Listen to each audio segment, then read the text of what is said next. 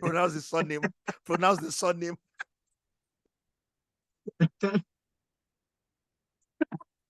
Mercy was so sly. Mercy was so sly. I was going to try to pronounce his name, and then my brain told me, no, don't try it. Don't try it. Don't try it. So I'm just going to keep it at my man Angie.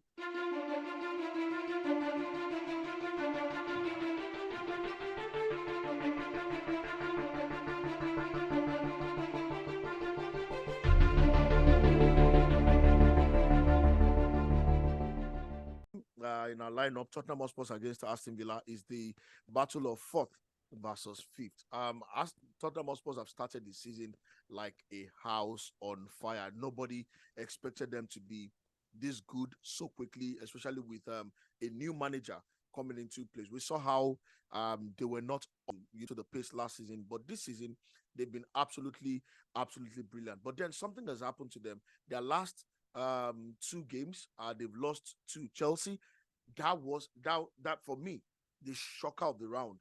Tottenham Hotspur losing to Chelsea 4-1, even though we saw the red card incident in that one, and then losing to Wolverhampton Wanderers just before the break. That's another one. Femi, I'll start with you on this one. Are they missing James Madison already? Oh, 100%. They should have seen out the game last time out, and they considered two past the 90th minute. It's a standard that when you want to control any game, you need players who can retain the ball, who can skip past one man, who can draw the foul, who can slow it down. And Madison is that guy, and they didn't have him in the final minutes of that game. So for me, it's going to be a big miss. They already are missing him because when he's been there, they've won nearly all their games this season. They were unbeaten up until that point. So if you look at the fact that they've lost already, it just shows you the massive difference. And being somebody who struck that great partnership with him already, Son will be smarting himself, not having that expert provider, because Madison already had the most assists in the Premier League, didn't he, before he went away injured. So it's going to be a big miss for them. Any team will miss somebody who's that creative anyway, except your Man City, where Kevin De Bruyne is not there and they're still top of the league because of the quality of their players, the amount of money they spent on their reserve team. So I know Spurs are missing him. They were always going to, the wheels were always going to come off at some point, but I think it's starting to come off too early, much earlier than most people expected. So they are missing him. And against Aston Villa are the opposite. They've got their players on form, they're scoring goals, they're doing great stuff in Europe. Ollie Watkins has got a couple of hat-tricks already this season. So he's already in the England team as well. So they can't do no wrong right now, Aston Villa.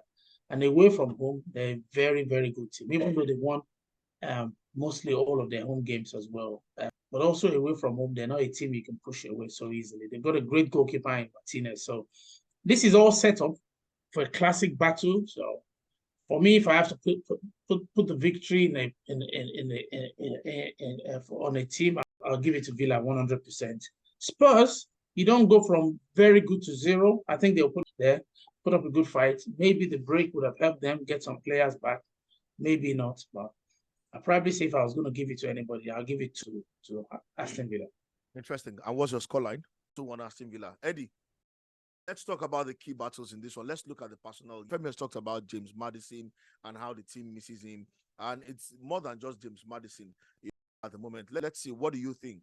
Where are the key battles? Who are the players that can be the X factor on both sides?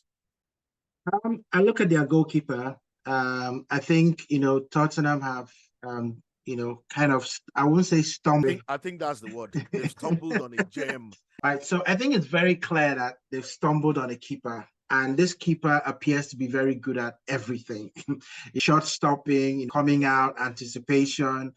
And, with Udongi playing, in that left back, he's been a real revelation for me this season.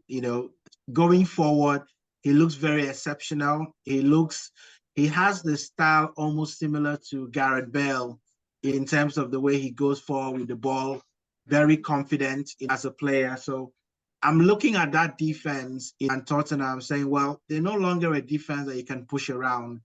They look very, very aggressive behind in that back four. And I think that's going to be where this game will be won or lost. So can they shut down Ollie Watkins? I think they can, in this game. So I think those are going to be the matchups for me. It's going to be the defense of Spurs, against the attack of Aston Villa. Even though Spurs have lost some players, I think they're going to keep it very tight. Now, Angie has shown that he doesn't want to change. Pronounce the surname. Pronounce the surname.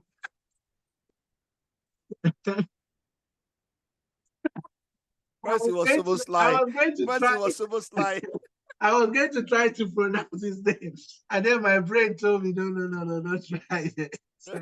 Don't try it. Don't try it. So I'm just going to keep it at my man Angie. So if you can say Postecoglou, you'll be fine. That's it. Postecoglou. Postecoglou. Like when you're saying it, sometimes your brain will start to tell you. Don't go near it at all. Don't go near this one. I'm going to go for a draw in this game. It's not very often that I go for 2 draws, but I think this game is poised for a draw. So I'm going to go for another 2-2 draw in this game. Interesting scorelines. So I've looked at Aston Villa, and at the same time I've looked at Tottenham Hotspur, and I'm asking myself, okay, yeah, Spurs have lost their last 2 games. They are missing their talisman. They are missing a couple of players as well, injuries, red cards, and what have you. But then Aston Villa, on the other hand, they've been absolutely brilliant, even though they themselves are a team that no matter how many goals they score, they like to concede goals. But against Spurs, I'm expecting that, one of the things Ange Postecoglou did against Chelsea that I felt was silly was the going gung-ho. You need to know when to become pragmatic with your tactics. You're down by 2, you're down to 9 men, and you still left your back gaping open, and you created an opportunity for your opponents to throw the long balls, because that was what Chelsea started doing. They throw the long balls, beat your defense, because you're already depleted at that point. But then having 11 men on the field without your talisman, I believe he's an intelligent manager, one that can find a way, to galvanize the team in such a way that they will be able to withstand whatever firepower Aston Villa throws at them. Aston Villa would look at the competition they are in and feel like, what if West Ham did it last season, we can also go all the way. So, and you look at their performances in the so far, they've looked pretty decent, and that might just be playing on their head. And I think Spurs are going to win this one, regardless of what us are going to put out. I think Spurs are going to win. It's going to be a high scoring game, and I see Spurs just nicking this one 3-2.